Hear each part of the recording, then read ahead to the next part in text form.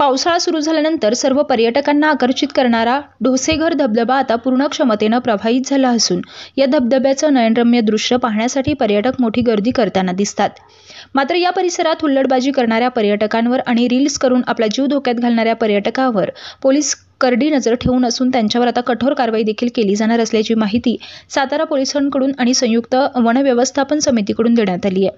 त्यामुळे पावसाळी पर्यटन करायला जात असलेल्या पर्यटकांनी शासनाच्या आणि पोलीस प्रशासनाच्या नियमांचं काटेकोरपणे पालन करावं, अन्यथा त्यांना कठोर कारवाईला सामोरं देखील जावं लागणार आहे। साताऱ्यातील पश्चिम भागामध्ये असलेला ठोसेघर धबधबा हा सर्वच पर्यटकांना आकर्षित करत असतो।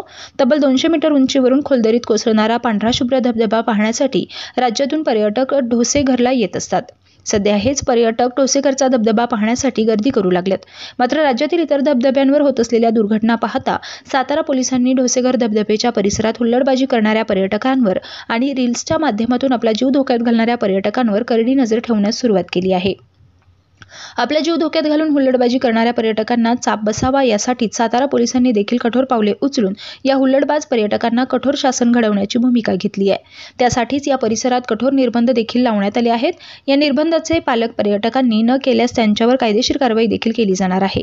त्यामुळे ठोसेघर धबधबा पाहण्यासाठी येणाऱ्या पर्यटकांना आता या नियमांचं काटेकोरपणे पालन करावं लागणार आहे, अशी माहिती पोलीस प्रशासनाकडून देण्यात आली आहे। Tejvarta news network, Satara. माझं नाव शंकरराव गोविंद चव्हाण, संयुक्त वन व्यवस्थापन समितीचे अध्यक्ष। 3-4 दिवसात आता भरपूर पाऊस सुरू झालेला आहे।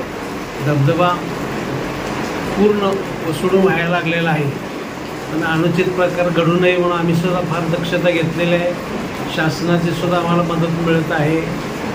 पोलीस यंत्रणा कडक शिस्त ठेवलेली आहे। समितीच्या काही स्वयंसेवकांनी चांगल्या व्यवस्था ठेवलेल्या आहे। कुणी जे अनुचित हुल्लडबाजी करू नये म्हणून प्रशासनासुद्धा कडक लक्ष ठेवलेलं आहे।